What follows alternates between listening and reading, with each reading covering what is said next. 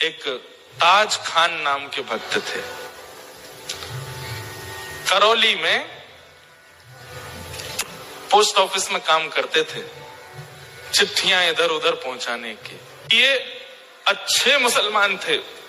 अच्छे मुसलमान मतलब जो इनकी परंपरा का नियम होता है, इतने बजे ये पाठ करना, ऐसे टोपी पहन के घूमना, इतनी बजे नमाज करने जाना, आदि आदि जो भी उनके क्रम होते हैं, वो सब नियम से करते थे। ताज खान दूर दूर तक वृंदावन से, ठाकुर जी से, श्री जी से कोई संपर्क नहीं, कोई संबंध नहीं, लेकिन स्वभाव अच्छा था, स्वभाव मीठा था।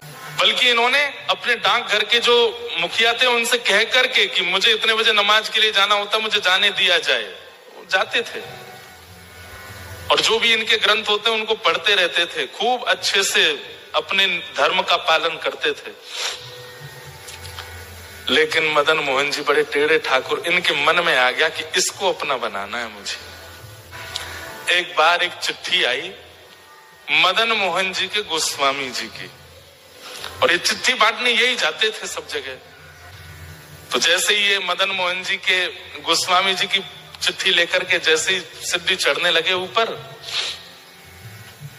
तो द्वारपाल ने इनको वहीं रोक दिया। बोले क्या बात है, क्यों चढ़े आ रहे हो ऊपर? बोले अरे भैया हम डाकघर से आए हैं, चिट्ठी है, गोसाई जी की चिट्ठी देने आए हैं। बोले आप यहीं रुक जाओ, हम गोसाई जी को बुला के ला रहे हैं।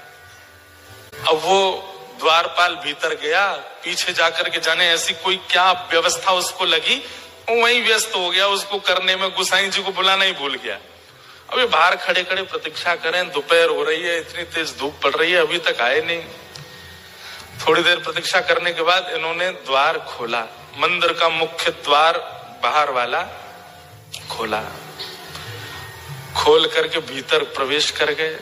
डर तो रहे थे कुछ हो नहीं जाए, इधर उधर देखा, गोसाई जी, अरे भैया द्वारपाल कहाँ हो, चिट्ठी हम लेके खड़े, ले तो जाओ। कोई प्रत्युत्तर नहीं देवे। तभी इन्होंने देखा कि हवा से, हवा के भाव से एक खिड़की, मंदिर की एक खिड़की कभी बंद होती है, खुलती है। तो इन्होंने सोचा अंदर बोल के देख लेता हूं, इसके अंदर झांक के बोल देता हूं, कोई होगा तो आ जाएगा। ये जैसे ही गए, खिड़की खुल रही थी, बंद हो रही थी, खुल रही थी, बंद हो रही थी। जैसे ही इन्होंने वहां अंदर झांक करके भीतर गोसाई जी बोला ही और नेत्र खोल करके देखा, तो सामने मंदिर में श्री मदन मोहन जी का इनको दर्शन हुआ। त्रिभंग ललित ठाकुर जी खड़े हैं और मंद मंद नेत्रों से, वैसे तो मूर्तिमंत ठाकुर जी ऐसे ही रहते हैं, लेकिन जैसे ही इन्होंने भीतर झांका तो ठाकुर जी इनको देख करके अपने नेत्र मटकाने लगे, ऐसे ऐसे करने लगे और बार बार ऐसे पलक झपकाने लगे। ये देख करके ये तो वहीं धड़ाम से गिर पड़े। अब तो इनके मन में वही भाव चले, ये कौन था? ऐसे कमल जैसे कटाक्ष नेत्र, ऐसी सांवली सूरत, ऐसे टेढ़ा सा ये पैर, ये टेढ़े से ये हाथ, ये पीतांबरी पहना, मुख पे वंशी धरे, ये कौन है ये?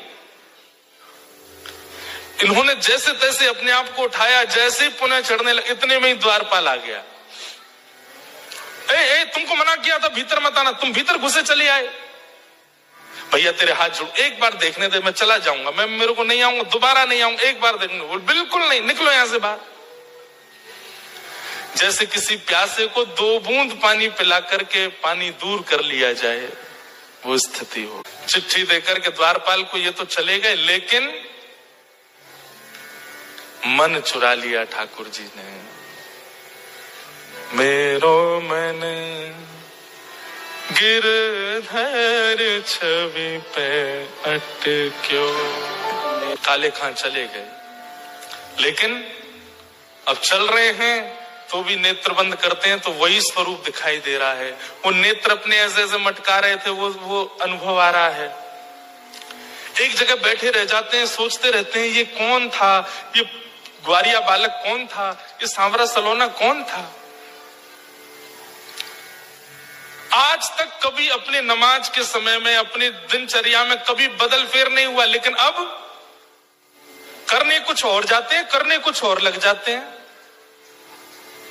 स्थिति आपे से बाहर चली गई।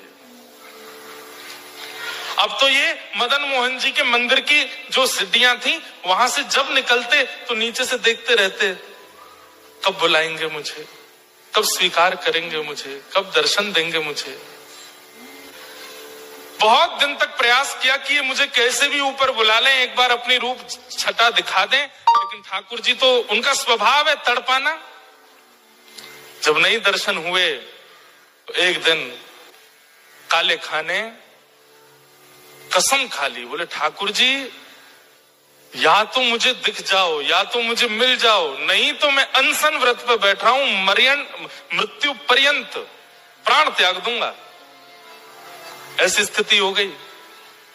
धीरे धीरे अपना काम छोड़ दिया, परिवार वालों से दूर रहने लगे, अपने नियम क्रम सब से बिल्कुल ना इधर के रहे ना इधर के, बीच में आ गए बिल्कुल।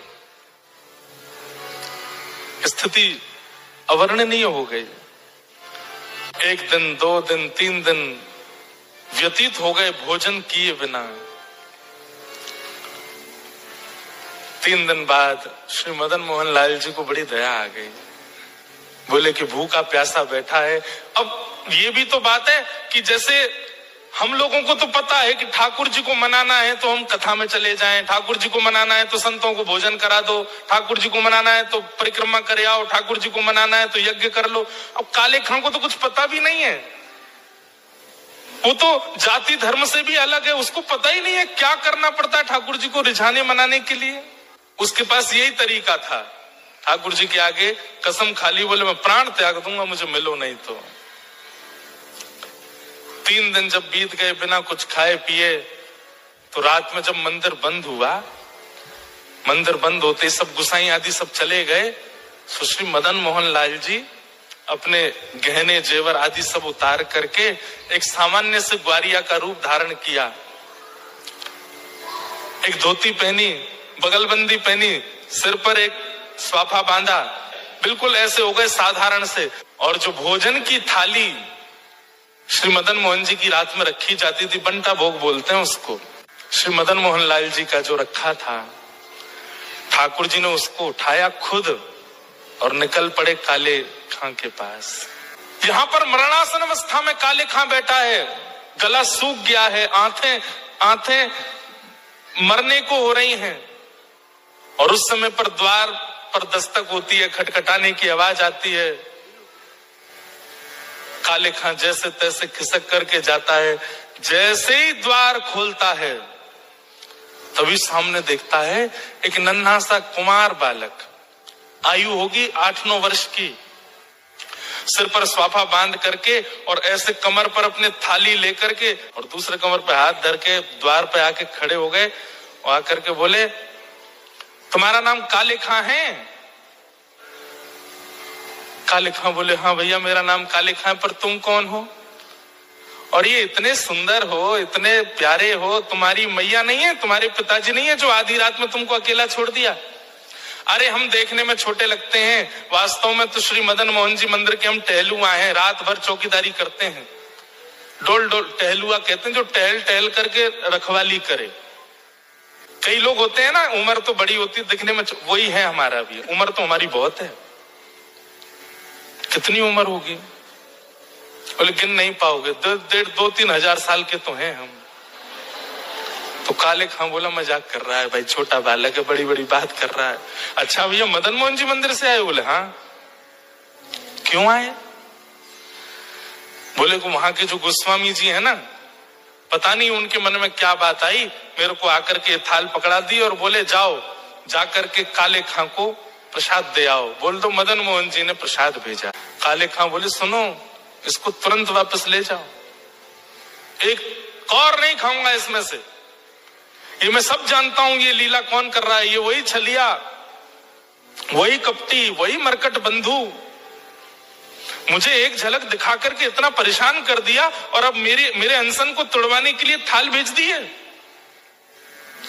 कह देना गोस्वामी जी से, जब तक दर्शन नहीं होगा मैं ये प्रसाद नहीं पाऊंगा, और मुझे दर्शन